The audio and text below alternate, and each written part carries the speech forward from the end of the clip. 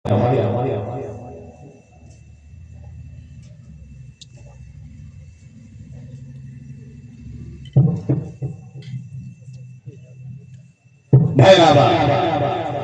যে কথা বলছিলাম সংক্ষেপ করি।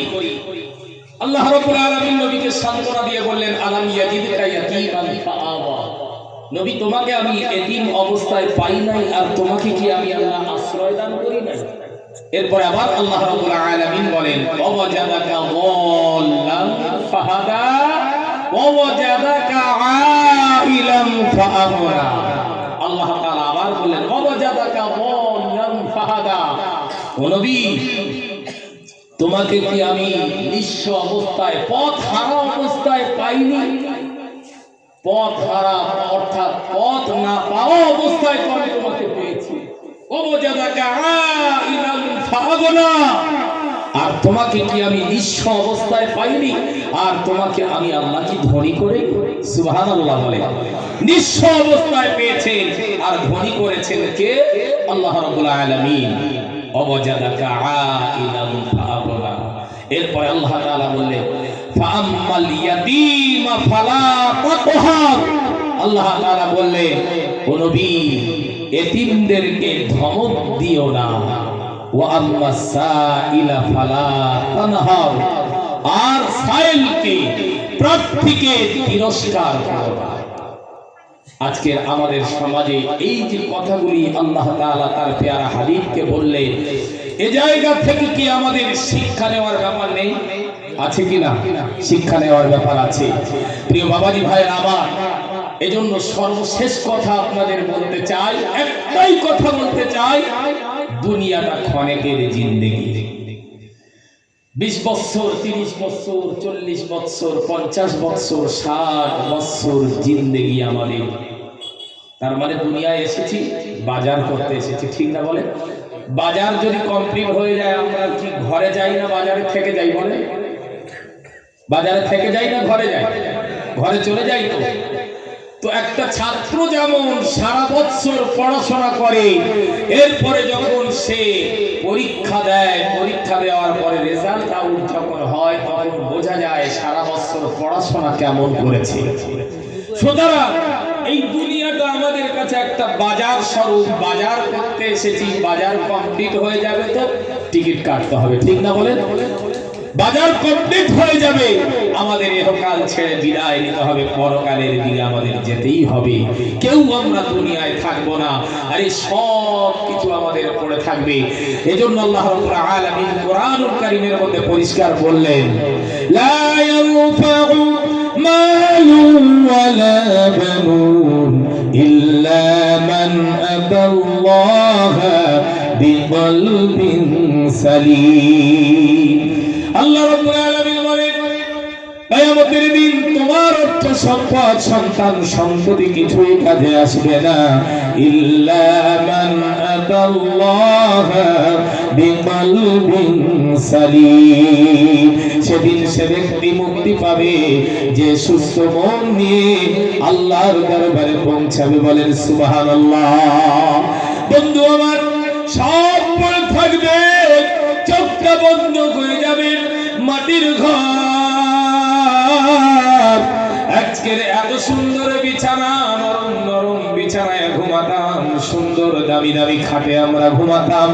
এরপরে যখন চোখ বন্ধ হয়ে যাবে, দামি দামি পোশাক সব কিছু রেখে সাদা কাপড় পরিয়ে আমাদেরকে ওই কবর মাটির ঘরে রেখে আসবে। ভাইরা আমার, এজন্য এখন বলেন, ওই কবরের পুঁজি উপার্জন করা লাগবে কি লাগবে না? লাগবে তো নাকি? কবরের পুঁজি উপার্জন করা লাগবে আমাদের, কারণ কবরে যখন শুয়ে থাকবো। এজন্য আল্লাহর নবী বললেন, মানুষ যখন মারা যায়, ইদা মাতাল ইনসান ইনকাতা আমালুহু ইল্লা মিন সালাসাতিন আও সাদাকাতিন জারিয়াতিন আও ইলমিন ইনতাফাউ বিহি আও ওয়ালাদিন সালিহিন ইয়াদউ লাহু। আল্লাহর নবী বললেন, মানুষ যখন মারা যায়, সব আমল বন্ধ হয়ে যায়, কেবলমাত্র 3টি আমল তার চালু থাকে। 1 নম্বর হলো সাদাকায়ে জারিয়া, মানুষ মারা যায় কবরে শুয়ে থাকে, কিন্তু এই সাদাকায়ে জারিয়া এই দানটা তার এই সওয়াব তার কবরে চালু থাকে। আও ইলমিন ইনতাফাউ বিহি ইয়ামুনুল ইনজিলিন দারসিলাহু বানগার আও ওয়ালাদিন সালিহিন ইয়াদউ লাহু। আর নেক সন্তান মাতা পিতার জন্য যখন দোয়া করে আল্লাহ রাব্বুল আলামিনের দরবারে ওই নেক সন্তানের দোয়া কবুল হয়ে যায়। বলেন সুবহানাল্লাহ।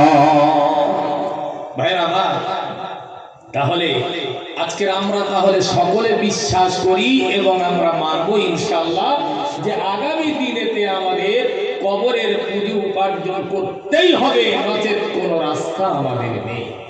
এই বিল্ডিং করেছি, বিল্ডিংটা কি কবরে গিয়ে ঠেকাবে? কি বলে সম্ভব? ঠেকাবে না।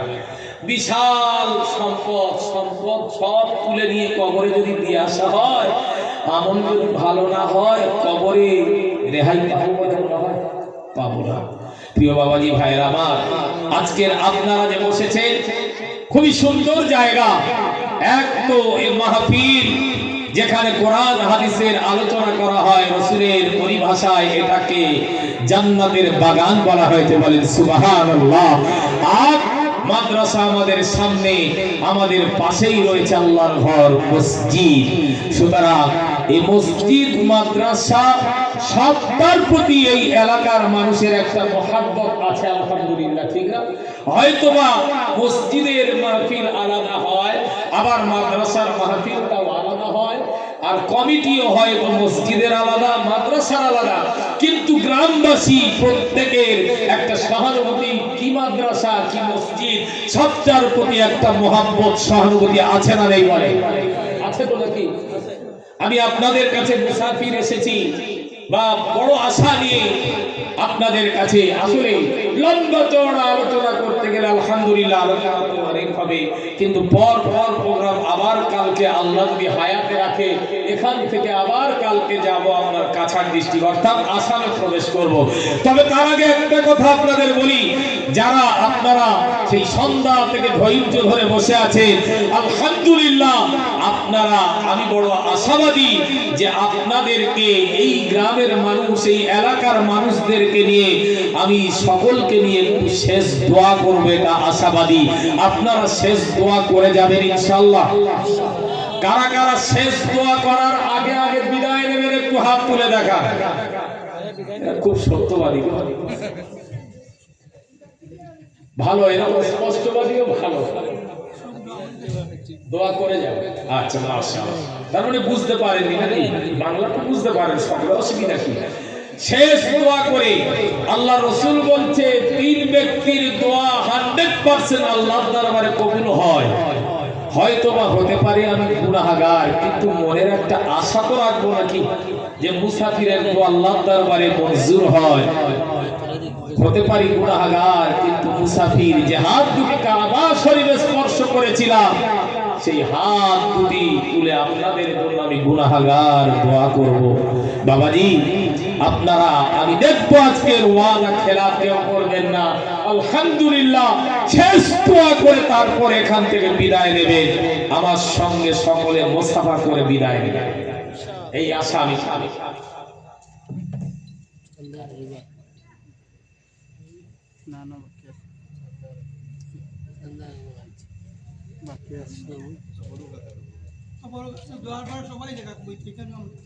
বসবে ইনশাআল্লাহ, বসবে, সমস্যা নেই।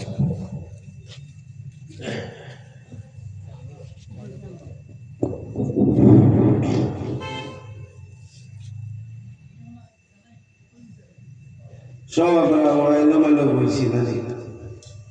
অফিসে বইবার জায়গা পারা না, একবারে মুখও বইতেছে, আইতেও পারলা না, একটু আগুয়ে যাই না, আমরা আগুয়ে বলি। আর কিছু সিন্নির ব্যবস্থা আছে, প্যান্ডেলের ভিতরে জায়গা পাঠা হইব সিন্নি, আপনারা সিন্নি খাইয়ে দিবা। আর ওয়াজ চলবো ইনশাল্লাহ, আরো ওয়াজ শুনবা। আর একটা তকবীর দিন জুড়ে, নারায়ে তাকবীর হয়েছে না? নারায়ে তাকবীর। শো মানুষ সামনে থেকে ও আওয়াজ হয়, এখনো তার বেড়া পার হয়েছে না আওয়াজ। নারায়ে তাকবীর। দিন ইসলাম। हजरत मौलाना हाफिज लुकमान साहेब, हजरत मौलाना हाफिज लुकमान साहेब, नारे तकबीर। माशाल्लाह हजरत और बयान तो भाলো লাগছে আমরা ইনশাআল্লাহ ভালো লাগছে বয়ান আর ওই তো নি মাশাআল্লাহ।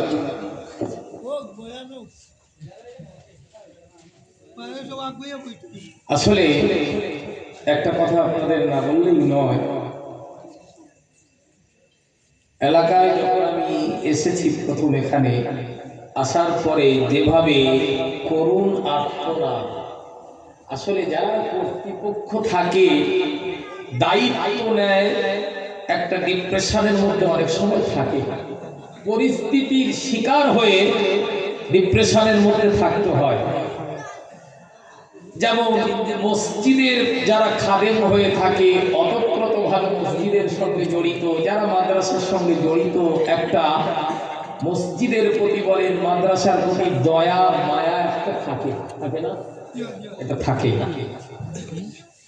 তো যেভাবে আমি শুনেছিলাম, আমি তো এখন চাইনি, মানে ইঙ্গিত বুঝতে পেরে আমার বাবাজি মুরব্বী আমার পাশে বসেছিল, 500 টাকা আগে দিয়ে স্যাংশন হয়ে গিয়েছে যে বাবা আমি তো মুরব্বী, 500 টাকার বেশি তো হয়তো পারবো না, যেটা দিয়েছি দোয়ার আবেদন হয়তো। এই আশা নিয়ে যেহেতু ওনার পক্ষে যে বেশি দেবে এটা তো সম্ভব না। যতটুকু উনি পেরেছেন আল্লাহর ঘরের জন্য না বলাতে চাওয়ার আগে আগে শরীক হয়েছে। আপনারা খুশি না জানবো? খুশি সত্যি? এত আসতে মুরব্বী মানুষ দিয়েছে, খুশি নয়?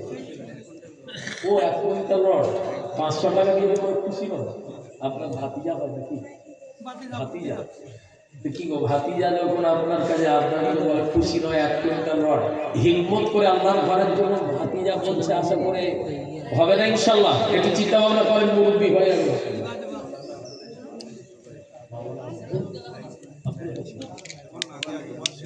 আপনার নিজের ছোট ভাই? আল্লাহু আকবার।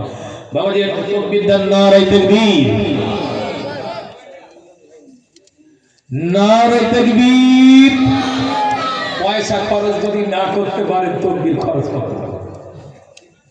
আমার তো মনে হয় আমি মাইকে বলছি বলে নয়, আমার মনে হয় গলার আওয়াজ আপনাদের থেকে আমার মনে হয় জোরে বেরোচ্ছে। কন্টিনিউ প্রোগ্রাম চলার পরেও যে আওয়াজ বেরোচ্ছে এটা আপনাদের দোয়ার আল্লাহর মেহেরবানি ছাড়া তো আর কিছু নয়। রাজনৈতিক নেতারা অনেক সময় 5 মিনিট ভাষণ দিতে গিয়ে কথা বলতে পারে না, সকলে নয়, কিন্তু আল্লাহর বড় মেহেরবানি, কোরআনের কথা বলার জন্য আল্লাহ কণ্ঠ সুন্দর করে দেয়, ধারাবাহিক ভাবে চলে।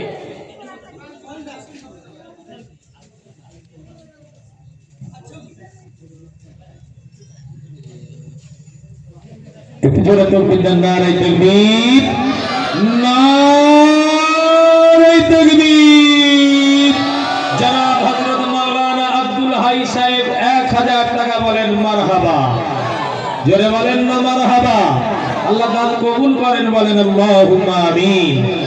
আর আমার বাবাজি, মুরব্বী বাবাজি, ভাতিজার কথা শুনে ভাতিজা যখন বলছে আমরা খুশি নয় 500 টাকা দিলে 1 কুইন্টাল রড দিতে লাগবে, আল্লাহর বান্দার মনে বড় দয়া হয়েছে, মায়া জেগেছে মসজিদের জন্য। সুবহানাল্লাহ বিহামদিহি, মসজিদের জন্য মায়া জেগেছে। বাবাজি আমার বললেন ঠিক আছে 1 কুইন্টাল রড। জোরে বলেন না মারহাবা, নারে তাকবীর, নারে তাকবীর।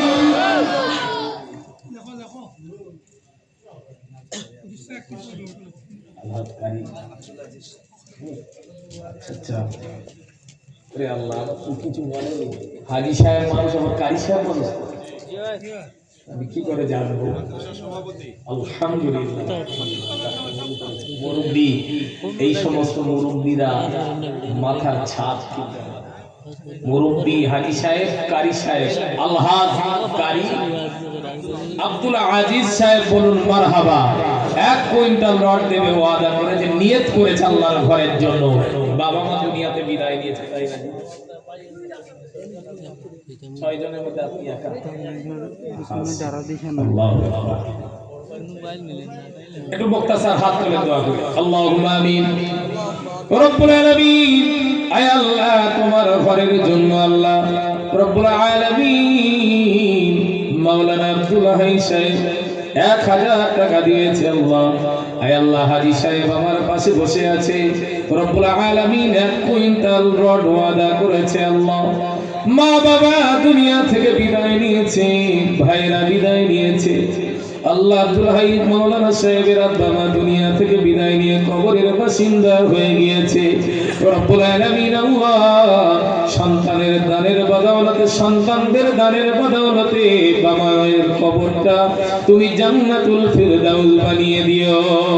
মা বাবার কবরের আযাব মাফ করে দিও, জীবনের সব গুনাহ মাফ করে দিও রব্বুল আলামিন আল্লাহ।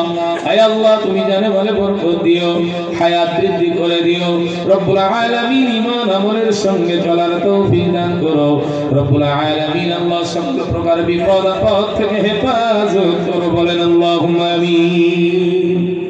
আছেন গো বাবাজি আমার হাজী সাহেব হুজুর 1 কুইন্টাল রড ওয়াদা করেছে, নিয়ত করেছে। আরেকজন মাওলানা